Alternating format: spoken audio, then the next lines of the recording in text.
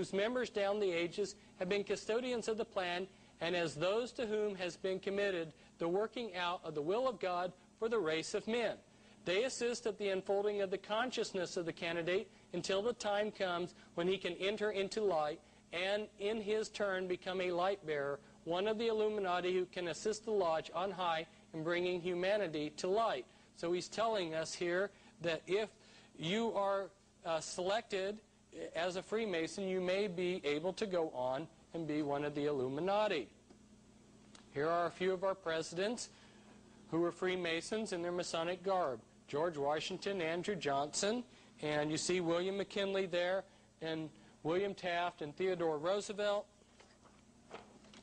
and FDR, and Truman, and Ronald Reagan. And here's Alice Bailey again in her externalization of the hierarchy. And she tells us that in place of Christianity, the mystery religions will be restored by the church and Freemasonry. And Manly P. Hall tells us, the genuine esoteric associations always required that disciples prepare themselves for careers of practical service. The student was expected to attain a state of unusual skill or proficiency in some branch of learning. He was then to practice this profession or craft as a means of extending his sphere of constructive influence. He was to teach through example, enriching his chosen vocation with the overtones of enlightened religious philosophy, thus gradually creating a significant zone of influence. He was available for whatever task the keepers of the great plan required. So if you're a member of a group like Freemasonry, they want you to work towards this goal of one world government and the New Age that they call the Great Plan. And Alice Bailey tells us how they're going to do this. She says, by means of the educational work of the world, the Great Lord, who she refers to in this book as Lucifer, seeks to reach those of the intelligent public who cannot be reached by means of ceremonial and symbolism as in Masonry, or by religious means and rituals as in the Church. It touches the masses and those in whom the intelligent aspects predominate. What she's telling us here is, and we'll read it again in this next one, is the three main channels through which the preparation for the New Age is going on might be regarded as the Church, the Masonic fraternity, and the educational field. We're going to get them in the churches to bring in this New Age, but not everybody goes to church. So we'll teach them in the fraternities, but not everybody goes to a Masonic lodge. So then the safety net for it all is education. We're in a period of what is called externalization of the hierarchy. They're taking what was done in secret 100 years ago, and they're externalizing what was done by the hierarchy in secret into society. So that's why when I go down the street and I get a meal at a fast food place, here is a wizard doing magic with Lilith, the owl, and throwing energy balls on my hamburger sack. And then I go down the street, and here's an identical looking wizard and fire and ice, which are important symbols in the occult. And then I go to the next fast food place, and this is their placemat, and it blows me away. How to hypnotize your parents. And then I go on to the library, and they're handing this out as you go through the door, Metaphysics for Our Age. And I look inside the library book, and they have the symbol for the Illuminati, a snake swallowing its tail, and it says Illumino. And then I find out that it's Freemasons running our libraries and our school system. And I go to the laundromat, and here's a lady who's channeling demons, and she's going to teach how to use your spiritual energy, and she's teaching this in the Portland Masonic Temple. And I come home and I think, well, it's safe to read the food section in the paper at least. And here's a witch teaching witchcraft in the food section. Now, I told you that they're going to use education to bring in the externalization of the hierarchy. My wife has taught in a public school, and this public school for the last 15 years has had nothing to do with Christmas, they have an occult ritual winter solstice program during that time period. In 1991, this was the program that they gave the parents who came to a meeting like this to watch their children put on the play, and they celebrated the return of Lucifer. And inside, this is the program, and the children on stage, some of them had acceptable barcodes on their foreheads, and some of them had unacceptable barcodes on their foreheads. And by the way, I happened to send this one day to Tex Mars, and he put it on the front of his newsletter. Now, getting back to Alice Bailey, she says the Masonic movement will meet the need of those who can and should wield power as the custodian of the law, as the home of the mysteries, and the seat of initiation. It holds in its symbolism the ritual of deity, and the way of salvation is pictorially preserved in its work. The methods of deity are demonstrated in its temples, and under the all-seeing eye the work can go forward. It is a far more occult organization than can be realized, and is intended to be the training school for the coming advanced occultists. In its ceremonials lies hid the welding of the forces connected with the growth and life of the kingdoms of nature and the unfoldment of the divine aspects of man. If you're an Illuminati boy, the Illuminati wants you to go through Freemasonry to learn the outer symbols of the mystery religions. But the real hardcore rituals of the mystery religions are reserved for Illuminati rituals, or some of the higher rites of Freemasonry. This is a cover of one of the Scottish Rites magazines. The Supreme Council 33rd Degree, their official magazine, has been known as the New Age magazine for 100 years. They've been promoting the New Age movement for a long time. In the 70s and 80s, Christians were still debating whether there was a New Age movement.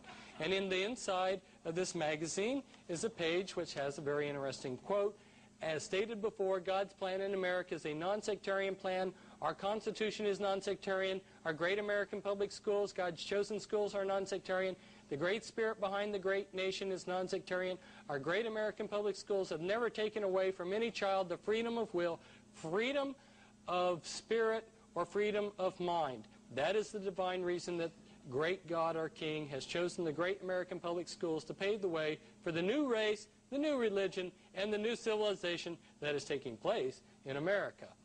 Any mother or father or guardian who is responsible for the taking away of freedom of mind, freedom of will, or freedom of spirit is the lowest criminal on this earth, because they take away from that child the God-given right to become part of God's great plan in America for the dawn of the new age of the world.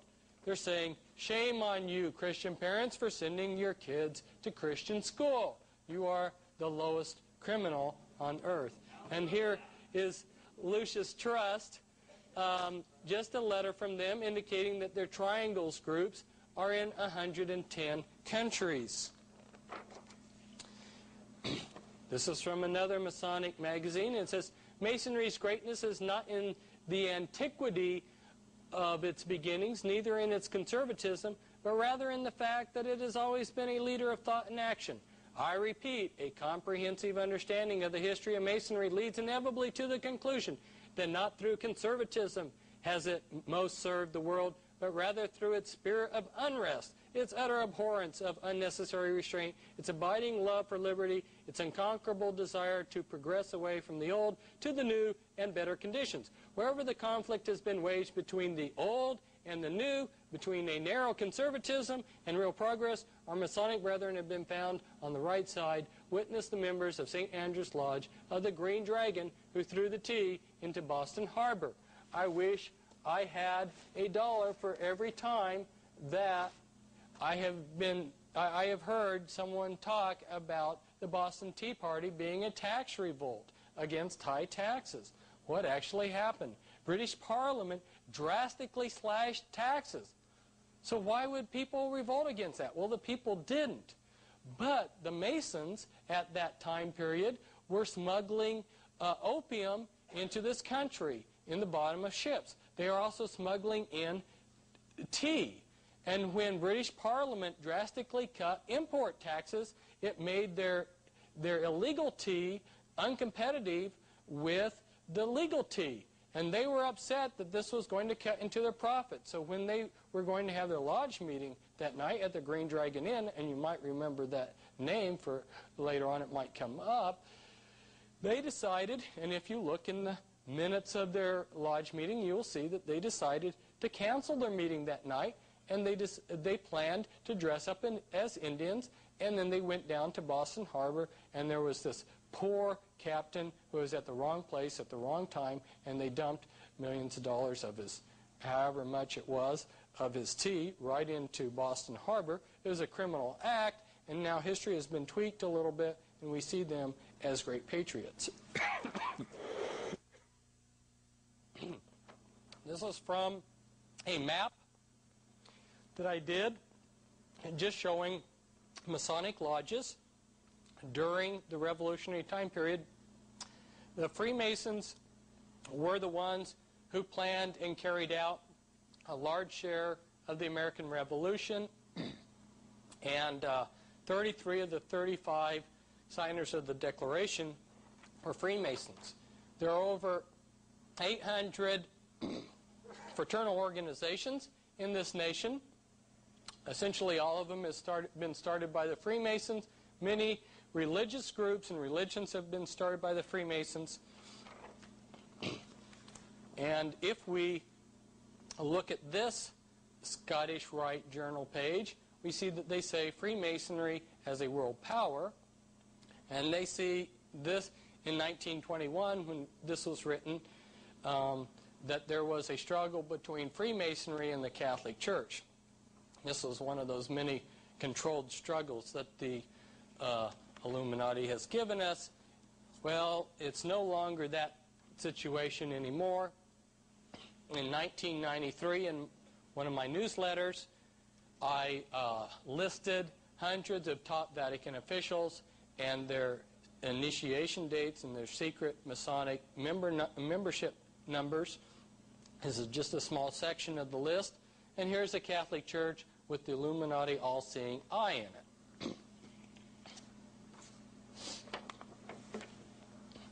Now there are a number of top 13 families. You've got Astor, Bundy, Collins, DuPont, Freeman, Kennedy, Lee, Onassis. Now Reynolds is not one of the top 13, but it's close up there. Rockefeller, Rothschild, Russell, and then you've got your 13th Illuminati bloodline, which is the Merovingian bloodline, which believes that they are descendants of Christ and descendants of Lucifer and the House of David. And you've got the Van Dyne family. So these are your top Illuminati families.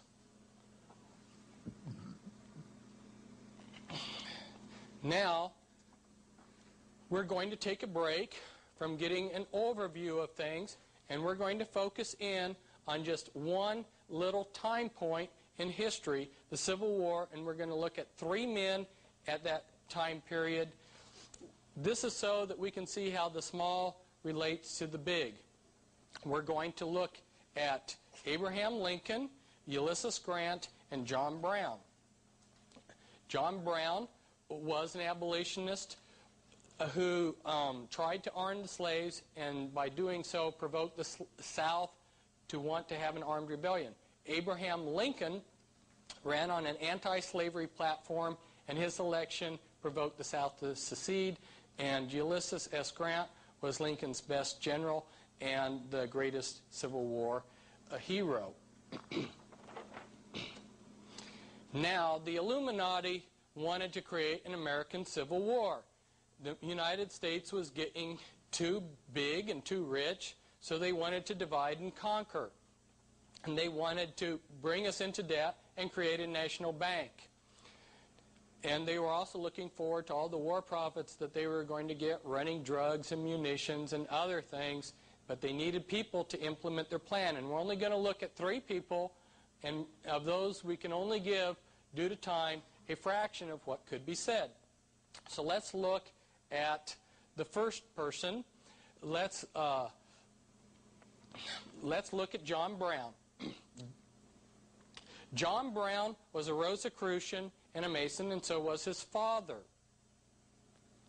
Now, there was a Rosicrucian named William Lloyd Garrison, and he created the Anti-Slavery Society in 1832. He also became a member of the Order of the Rose in England in 1834. There was another Rosicrucian, George Lippard, who was a member